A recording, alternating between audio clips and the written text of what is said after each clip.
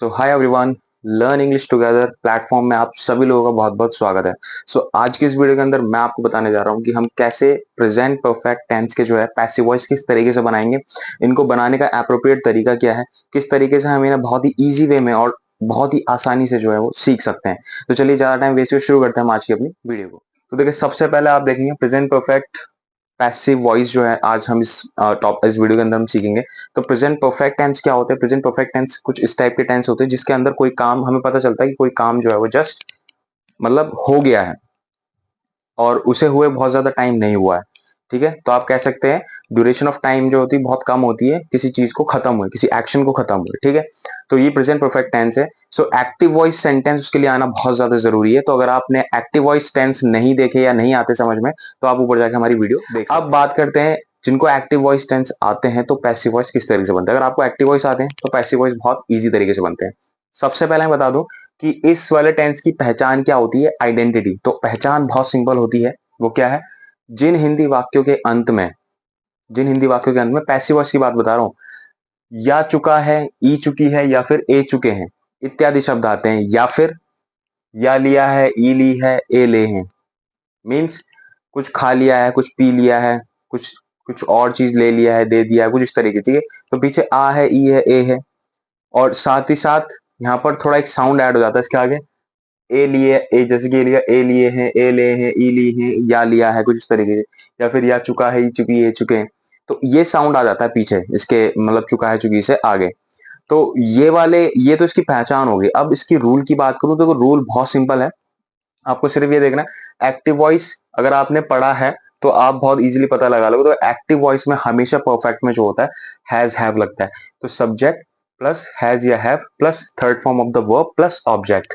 ठीक है, अगर इतना पता है तो अब मैं आपको बताता हूँ पैसिव वॉइस को याद करने का बहुत सिंपल तरीका। देखो पैसिव वॉइस में क्या होता है, ये तो आपको पता ही है, ऑब्जेक्ट आगे जाता है, सब्जेक्ट पीछे जाता है। ठीक है, तो अफर एक्टिव वॉइस का ऑब्जेक्ट आ जाएगा सबसे आगे।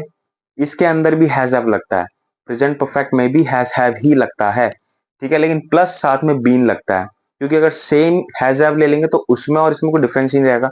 तो इसलिए हैज हैव बीन आगे यहाँ पे प्लस वर्ब की third form plus by plus subject. Clear? अब कंफ्यूजिंग चीज जो होती है वो इंग्लिश में यही होती है, थोड़ा सा दिमाग लगाने की जरूरत है। और ये दिमाग ना लगाने से बचने के लिए स्टूडेंट जो है वो इसे करते ही नहीं है। अब हैज बीन, हैव बीन आ गया। ये हैज बीन, हैव बीन हमने प्रेजेंट परफेक्ट कॉन्टिन्यूस टेंस में पढ़ा था, लेकिन वो प्रेजेंट परफेक्ट कॉन्टिन्यूस टेंस था, वहां यूज हो रहा था। अब ये प्रेजेंट परफेक्ट में भी यूज हो रहा है, लेकिन पैसिव वॉइस में यूज हो रहा है। थोड़ा सा ट्रिकी है, थोड़ा सा दिमाग देने की जरूरत है, आपको दिमाग लगाने की जरूरत है। अदरवाइज इतना कॉम्प्लिकेटेड है नहीं। ठीक है, तो ये यहाँ पर भी हम has have plus been use करेंगे। ठीक है, रूल मैंने सामने लिख दिया, वर्ब की third form as it is आएगी, क्योंकि परफेक्ट में किसी के परफेक्ट में वर्ब की थर्ड फॉर्म यूज होती है। तो एग्जाम्पल ले लेते हैं। पहला एक्टिव वॉइस मैं आपको एग्जाम्पल दूंगा, जैसे बच्चों ने पतंग उड़ा ली है, या बच्चों ने पतंग उड़ा ली है। जैसे हम बोलते हैं बच्चे पतंग उड़ा रहे हैं, तो उन्होंने पतंग उड़ा ली है। तो इसको बनाएंगे कैसे? काम कौन कर रहा है, पतंग उड़ा कौन रहा है? बच्चे। तो द चिल्ड्रन हैव, चूंकि प्लूरल है, बच्चे हैं बहुत सारे, तो सब्जेक्ट के बाद हैज में से हैव आएगा। The children have. अब क्या कर रहे हैं, इसके बाद वर्ब आएगी, पतंग उड़ाना, उड़ाने की वर्ब आएगी, उड़ाने की इंग्लिश आएगी। The children have flown, fly, flu, flown. ठीक है, थर्ड फॉर्म जो है उड़ाने की फ्लॉन होती है। The children have flown. अब क्या उड़ा रहे हैं? पतंग को, द काइट। तो बहुत सिंपल है, एक एक वर्ड को आपको रख करके बनाना है। बहुत ही सिंपल तरीका है। स्टार्टिंग में आपको ऐसे करना है, जब एक बार आप यूज टू हो जाओगे इसके, तो आप बहुत ही इजी वे में, बहुत सिंपल तरीके से आप सोचने मात्र से ही उस सेंटेंस को तुरंत ट्रांसलेट कर लोगे। ठीक है, तो ये प्रैक्टिस पर डिपेंड करता है। अब इसी सेंटेंस को बोलने का दूसरा तरीका देखो। जैसे हम इंग्लिश में रूल के अकॉर्डिंग, बच्चों ने पतंग उड़ा ली है, पतंग बच्चों के द्वारा उड़ा ली गई है। पतंग बच्चों के द्वारा उड़ा ली गई है। तो यहाँ पर हमें क्या करना है, अकॉर्डिंग टू रूल ऑब्जेक्ट आगे रखना होगा, यानी कि द काइट। और इसीलिए मैंने हिंदी में पतंग आगे रखा है। तो सबसे पहले आएगा द काइट। अब पतंग तो सिंगुलर है ना, शब्द एक ही है, सिंगुलर है, तो हैज में से हैज लगेगा। The kite has been. फिर वर्ब की थर्ड फॉर्म सेम आ जाएगी, flown. The kite has been flown. यहां तक हम समझने की कोशिश करें, पतंग उड़ा ली गई है, ये तो हो गया पतंग उड़ा ली गई है। अब क्या बचा? बच्चों के द्वारा, so by the children, by the children. तो मैं देखो एक बहुत सिंपल सी चीज बता रहा हूँ कि बहुत ही सिंपल तरीका है इंग्लिश को सीखने का। जनरली होता क्या है कि हम लोग ये सोचते हैं कि यार इंग्लिश समझ में नहीं आ रही, चलो हम कहीं स्पोकन क्लास करते हैं, कहीं कुछ करते हैं। तो भाई वहां पर भी जाकर आपने यही सीखना है। ठीक है, तो सबसे तो इंपॉर्टेंट चीज होती है डेडिकेशन। डेडिकेशन आपके अंदर नहीं है, अगर आपके अंदर ये जुनून है ही नहीं कि भैया मुझे सीखनी है, तो कोई भी नहीं सिखा सकता। तो सीखना आप ही को पड़ेगा और ये बेसिक चीज है, इसके थ्रू तो जाना ही पड़ेगा। सेंटेंस को हमेशा अवॉइड करने की कोशिश अगर आप कर रहे हैं तो बिल्कुल मत करें, क्योंकि सेंटेंस अवॉइड करेंगे तो आप कभी भी इंग्लिश सीख ही नहीं पाएंगे। ठीक है, तो ये बेसिक चीज है जिसको आपको सीखना बहुत ज्यादा जरूरी है। अच्छा, इसके बाद नेक्स्ट है एक्टिव, मैंने बनाया इसका दूसरा। पुलिस ने चोर को पकड़ लिया है। पुलिस ने चोर को पकड़ लिया है। सो द पुलिस, अब according to active voice rule subject plus has या हैव में सो पुलिस अगर एक पर्सन है तो एक के लिए हम हैज लगाएंगे। अगर बहुत सारे लोग हैं पुलिस के अंदर, क्योंकि पुलिस वर्ड देखा जाए ना, जैसे कि आर्मी, तो आर्मी के अंदर बहुत सारा होता है, बहुत सारे लोग होते हैं, ग्रुप होता है, तो वहां पे ग्रुप के साथ हमेशा प्लूरल वाला ही यूज होगा, हैव। यहाँ पर मैंने तो पुलिस एक सिंगल पर्सन के लिए पुलिस हैज लगाया। अगर पुलिस आप इस सेंस में लगा रहे हो कि यहाँ पे बहुत सारे पुलिस, मतलब एक कॉप्स मींस एक बल, एक ग्रुप आ जाता है, तो वहां पर आप हैव लगाओगे, द पुलिस हैव कॉट। ठीक है, तो यहाँ पर मैं सिर्फ एक पर्सन को इंडिकेट करने के लिए हैज लगा रहा हूँ, द पुलिस हैज। अब इसके बाद कॉट, थर्ड फॉर्म क्या आएगी इसके अंदर पकड़ने की, सॉरी थर्ड फॉर्म क्या होगी पकड़ने की, कॉट होती है, catch caught caught. The police has caught, अब किसे, द थीफ, चोर को पकड़ लिया, the police has caught the thief. ठीक है, नेक्स्ट इसके बाद इसका पैसिव वॉइस, चोर पुलिस के द्वारा पकड़ा गया है। पुलिस ने चोर पकड़ लिया, चोर पुलिस के द्वारा पकड़ा गया है। ठीक है, तो लास्ट में द थीफ उठ के आगे आ जाएगा according to passive voice, object यहां पर आएगा, देखो द थीफ।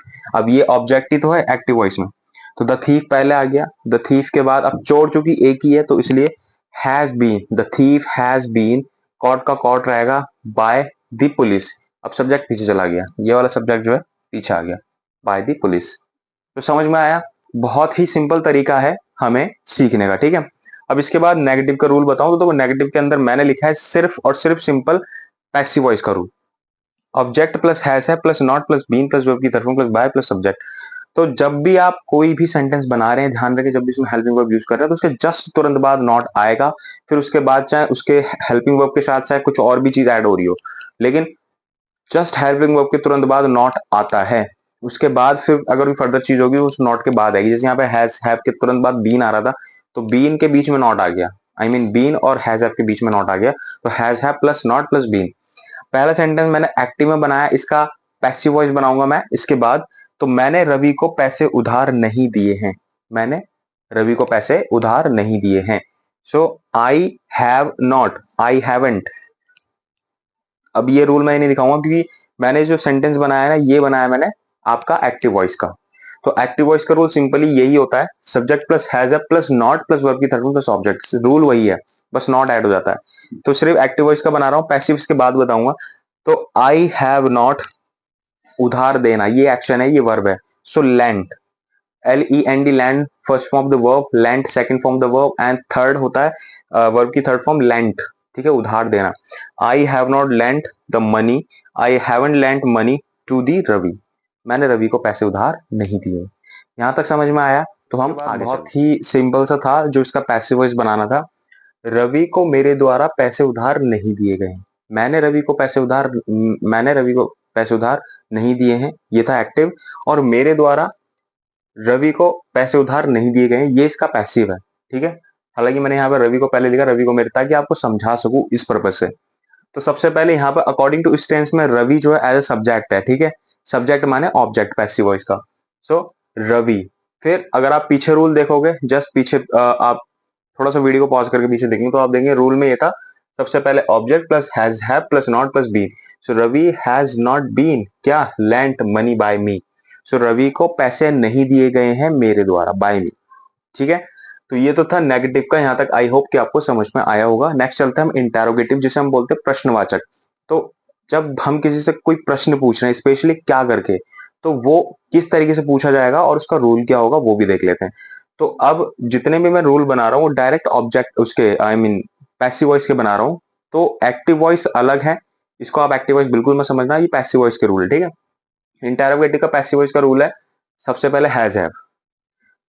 कोई सा भी पैसिव वॉइस हो चाहे एक्टिव वॉइस हो, कोई से भी टेंस का जब इंटरोगेटिव बनाते हैं तो सबसे पहले उस टेंस की हेल्पिंग वर्ब आती है, जो कि इसमें है पैसिव वॉइस में हैज हैव। हैज हैव के तुरंत बाद ऑब्जेक्ट, क्योंकि पैसिव वॉइस इसलिए object plus been plus verb की third form plus by plus subject plus question mark. अब एक्टिव वॉइस की सेंटेंस का रूल बताऊं तो सिर्फ आप सुन लो, मैंने बता रहा हूं सिर्फ ऐसी। Has have plus subject plus verb की third form plus by plus subject, sorry गलत हो गया। एक्टिव वॉइस का रूल कुछ तरीके से होता है has have plus subject plus verb की third form plus object plus question mark. Active voice का रूल ये होता है, ठीक है। और पैसिव वॉइस का ये रहा। तो मैंने एक्टिव एंड पैसिव दोनों का एक एग्जांपल दे रखा है यहाँ पे, सो दैट आपको समझ में आ जाए। तो फर्स्ट है एक्टिव वॉइस, जैसे क्या तुमने मुझे आवाज दी है, क्या तुमने मुझे बुलाया है, पुकारा है। सो किस तरीके से बनेगा सेंटेंस, काम किसने किया, तुमने। मैं पूछ रहा हूँ तुमसे कि तुमने मुझे बुलाया है, तो यू, तो यहाँ पे सब्जेक्ट रहेगा क्योंकि यही काम कर रहा है। So have you called, verb की थर्ड फॉर्म, फिर ऑब्जेक्ट हैव यू कॉल मी, या फिर have you call my name, कुछ इस तरीके से भी आप बोल सकते थे। लास्ट में क्वेश्चन मार्क। अब क्या मुझे तुम्हारे द्वारा आवाज दी गई, तुम्हारे, तुमने बुलाया था क्या मुझे, तुम्हारे द्वारा चिल्लाया गया था क्या मेरा नाम, कुछ इस तरीके से। सो हैव, अब मुझे आवाज दी गई तुम्हारे द्वारा। जब भी किसी वर्ड के साथ द्वारा आगे मीन्स वो पैसिव वॉइस में पीछे जाएगा बाय के साथ, ठीक है। और इसके अलावा जो भी सेंटेंस में सब्जेक्ट समझ में आ रहा है ना, तो वो आगे आएगा एज ऑब्जेक्ट। तो जैसे यहाँ पर है क्या मुझे तुम्हारे द्वारा यानी बाय यू, भी पीछे जाएगा। तो मुझे जो यहाँ पे दिख रहा है ना वर्ड, ये as a object as subject use हो जाएगा सेंटेंस का। सो क्या मुझे तुम्हारे द्वारा आवाज दी गई थी, have I been called by you. You पीछे आ गया, मी का आई हो गया, ठीक है। पीछे की दो वीडियोस में, दो तीन वीडियो जब से मैंने पैसिव्स पढ़ाने स्टार्ट किया, वहां मैंने आपको बता रखा है कि कैसे ये चीज चेंज होती है। यू का कैसे यू रहेगा, मी का कैसे आई होगा, आई का कैसे मी होगा। तो वहां मैंने वीडियो में बता रखा है, आप वो देख सकते हैं समझने के लिए, ठीक है। नेक्स्ट, ये सीधे मैंने बना दिया सेकंड पैसिव वॉइस। क्या उसके द्वारा तुम्हें सच बताया गया है, क्या उसके द्वारा तुम्हें सच बताया गया है। उसके द्वारा मीन्स पीछे जाएगा बाय, बाय करके उसके, उसके की इंग्लिश होती है बाय हिम। अब तुम्हें, दूसरा जो इस सेंटेंस के अंदर सब्जेक्ट लग रहा है वो है तुम्हें। तो सिंपल सी बात है, यू के साथ हैव लगता है, have you been, have object you, been, have you been verb की थर्ड फॉर्म, स्पोकन, क्या spoken the truth by him, subject. तो सब्जेक्ट क्या था यहाँ पे, अगर इस सेंटेंस को आप एक्टिव बनाओगे, क्या उसके द्वारा तुम्हें सच बताया गया, तो इसका एक्टिव बनेगा सिंपल सा, क्या क्या तुम्हें उसने सच बताया है। इसका एक्टिव स्टेज बनेगा, क्या तुम्हें उसने सच बताया है, क्या उसके द्वारा तुम्हें सच बताया गया है, ठीक है। कुछ इस तरीके से समझ में आया, ठीक है। अब इसके बाद डबल एच फैमिली का देखो। डबल एच फैमिली में सिंपल सा इसका टेंस का रूल है, वो क्या है, ये भी मैंने इसका सीधे यहाँ पर पैसिव वॉइस का रूल ही लिखा है। डबल एच फैमिली, हमेशा डबल एच फैमिली वर्ड आएगा, यानी डबल एच फैमिली वर्ड होता है जिसमें क्यों, कहाँ, कैसे, कब, कितना, किसके साथ, ये सारे वर्ड्स आते हैं सेंटेंस के बीच में।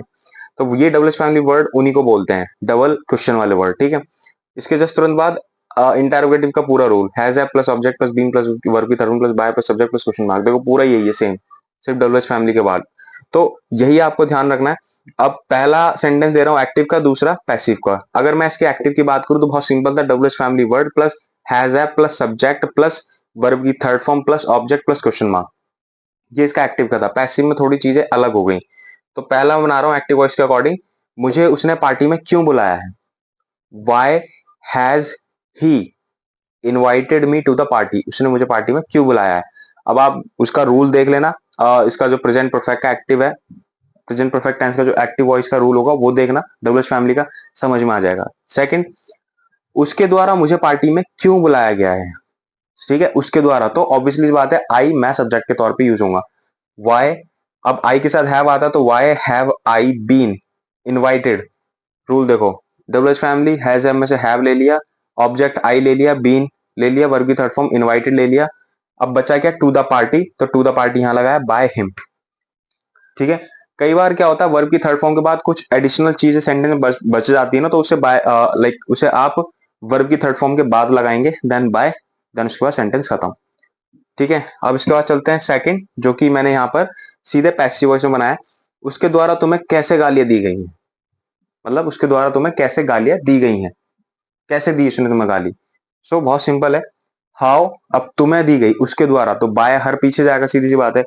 हाउ, कैसे की English, how have you been abused by her, how have you been abused by her. देखो ये जो सेंटेंस है हम कई बार बोलते भी हैं, ठीक है।